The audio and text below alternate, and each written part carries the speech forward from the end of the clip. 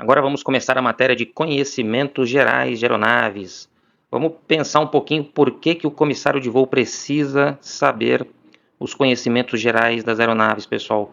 O passageiro não vai perguntar para o piloto o que está acontecendo durante o voo, por que aquela superfície está mexendo ali na asa, aquela tampa está levantando em cima da asa, a parte de trás da asa está descendo, estou ouvindo um barulho estranho embaixo do piso do avião. O que está acontecendo? Por que o avião está tremendo? Por que aumentou o barulho? Tudo isso eles vão perguntar para os comissários. E se o comissário não souber responder ou der uma resposta em que o passageiro não fique satisfeito, o passageiro vai ficar preocupado, vai ficar com medo e vai ficar apavorado. Na verdade, o passageiro ele já entra no avião apavorado, né? Então, o pessoal tem que saber, tem que dar respostas convincentes, com credibilidade para os passageiros a respeito do que está acontecendo com a aeronave. Isso aí vai tranquilizar os passageiros. E o comissário, tendo uma noção de conhecimentos gerais de aeronaves, com certeza ele vai dar uma excelente resposta aos passageiros e os passageiros vão ficar convencidos, vão ficar satisfeitos e vão sair falando bem da companhia aérea. Tá bom, pessoal? Então vamos lá, vamos assistir essa aula com carinho. Além de passar na ANAC, é bom para o sucesso profissional de todos vocês aí, tá bom? Vamos lá. A aerodinâmica é a ciência que estuda as forças produzidas pelo movimento relativo entre o ar e os corpos. Pessoal, imagina você andando com um carro a 100 km por hora. Você abre a janela do carro e põe a sua mão para fora do carro. A sua mão ela vai receber um vento que vai empurrar ela para trás. Então já tem uma força empurrando sua mão para trás produzida pelo vento. Então, essa força ela já é estudada por uma ciência chamada aerodinâmica. Dependendo do jeito que você coloca a sua mão, ela vai receber outras forças que vão empurrar a sua mão também para cima, que poderão empurrar também para baixo. Então todas essas forças produzidas pelo movimento relativo entre o ar e, no caso, a sua mão, essas forças são estudadas pela aerodinâmica. A aeronave, qualquer veículo que voa é chamado de aeronave. Se for veículo e voar, nós consideramos uma aeronave. Então, o que é um veículo? É qualquer coisa capaz de transportar pessoas ou objetos ou carga. Então, isso é um veículo. E se esse veículo voar, nós consideramos esse veículo uma aeronave. Por exemplo, o urubu é uma aeronave? Não. Ele voa, mas ele não é um veículo. O carro é uma aeronave? Também não, porque ele é um veículo, mas ele não voa. Em função do processo que utilizam para voar, as aeronaves dividem-se em dois grupos. O primeiro grupo é o dos aeróstatos. Os aeróstatos são os balões e dirigíveis. Então, o nome aeróstato ele vem do aero, ar, status, estático. Então, ar parado.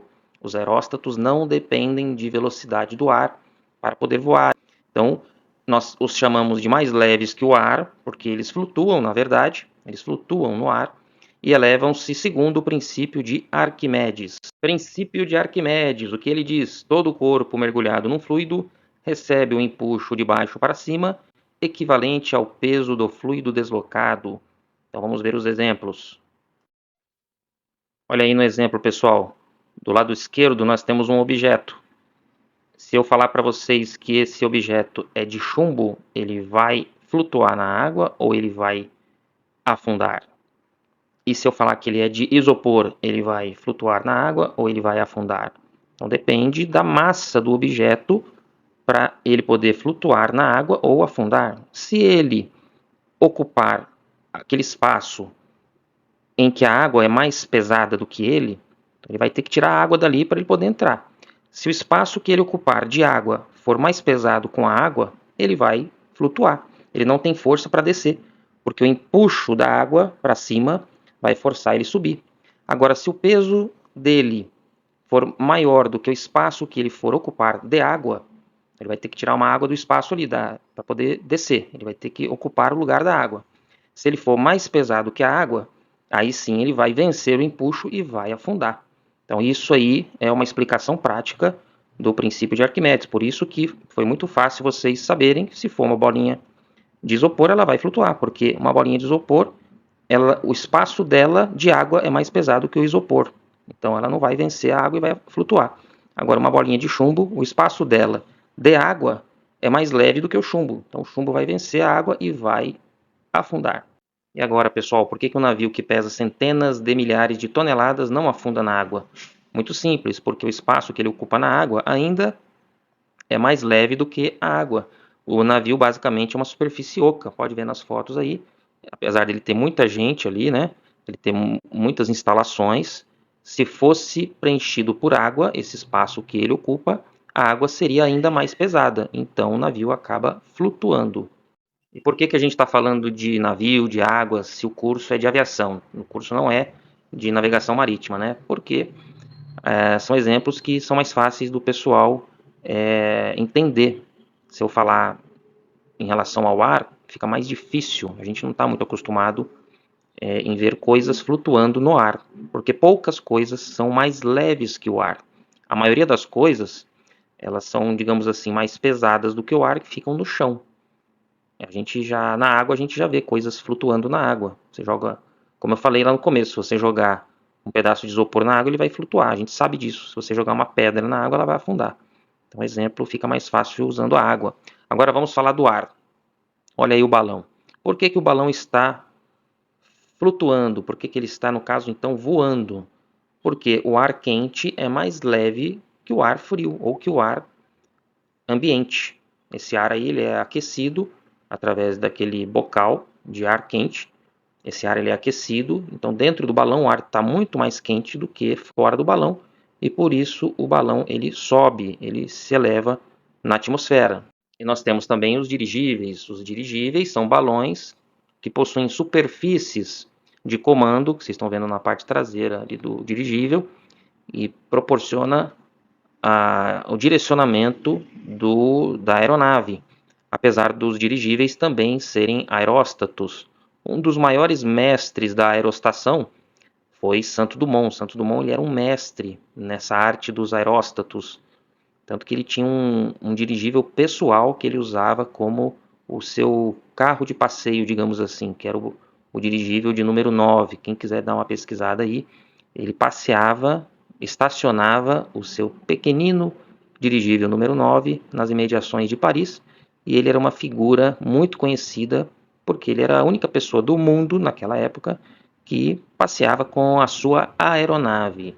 Pouca gente tem noção do quão grandioso foi a obra, quão grandiosa foi a obra de Santos Dumont. Agora vamos falar dos aeródinos. Aero-ar, dinos, dinâmico, em movimento. Uma pessoa dinâmica é uma pessoa que está sempre em movimento.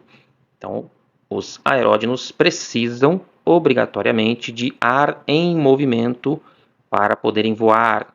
Então, são os mais pesados que o ar. Eles não precisam ser mais leves que o ar. Os aeródinos, eles não flutuam no ar. Eles ficam sempre no chão quando eles não têm velocidade. Um aeródino parado, ele vai estar estacionado bonitinho lá no aeroporto, não estará voando. Ele só vai voar se ele tiver velocidade.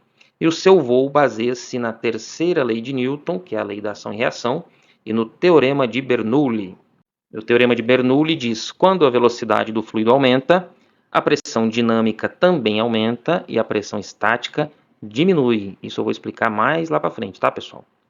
Importante, isso cai na prova, prestem atenção. Os aviões, helicópteros, planadores, autogiros, ultraleves são exemplos de aeródinos. Então presta atenção, gente. Toda aeronave que não for balão ou dirigível é considerada um aeródino. Tem alguns nomes esquisitos que vocês não vão saber o que é, mas não precisa saber. Por exemplo, autogiro, girocóptero, ornitóptero, convertiplano. Isso vocês provavelmente não vão saber o que é e também não precisam saber. Mas se tiver na alternativa, e, por exemplo, indique a alternativa que só tem exemplos de aeródinos. Então você vai marcar aquela alternativa que não tem balão ou dirigível. Pode ter qualquer nome esquisito ali, não tem problema. Se não tem balão ou dirigível, é a alternativa correta. Olha só, nessa foto nós temos vários exemplos, né? Então nós temos o helicóptero, que apesar de voar parado no ar, ele não é um aeróstato, ele precisa de movimento das asas.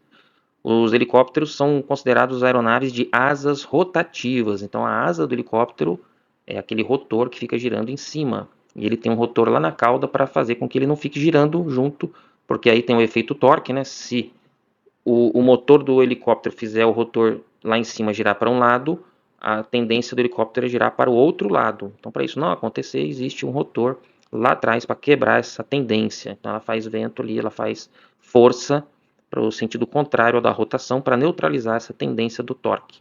Mas ele é um aeródino, não é balão, não é dirigível, então é um aeródino. Aí no centro nós temos um Boeing, um 777 da Varig, saudosa Varig, uma linda pintura dessa aeronave, comemorando aí 75 anos da Varig, infelizmente, né? Ela não existe mais. Do lado direito superior nós temos ali o que nós podemos chamar de converte plano ou um tilt rotor, que é uma aeronave em que os motores eles se movimentam para cima para ele voar como se fosse um helicóptero e depois em voo ele inverte, joga as hélices para frente e ele voa como um avião. Então isso aí é um converte plano, um tilt rotor. Lá embaixo, tem aí no centro embaixo, está mostrando como que fica as hélices quando ele está voando como um avião. Então, olha como o motor dele se movimenta, né? E do lado esquerdo inferior nós temos ali um trike, é uma aeronave muito simples, é uma aeronave pendular, então o piloto ele, é como se fosse uma asa delta com motor. É uma das maneiras mais baratas aí, mais simples de se voar com segurança. E do lado direito inferior nós temos o autogiro ou girocóptero. Ele tem um rotor sem torque, um rotor que não é acoplado ao motor. Esse rotor ele funciona como um catavento. Então, o girocóptero precisa de velocidade. Essa velocidade vai fazer com que esse rotor gire. Então, esse rotor girando, como se fosse um catavento, vai produzir a sustentação. E quem vai empurrar o girocóptero para frente é aquela hélice que vocês estão vendo ali, que vai girar e vai empurrar o girocóptero ou autogiro para frente.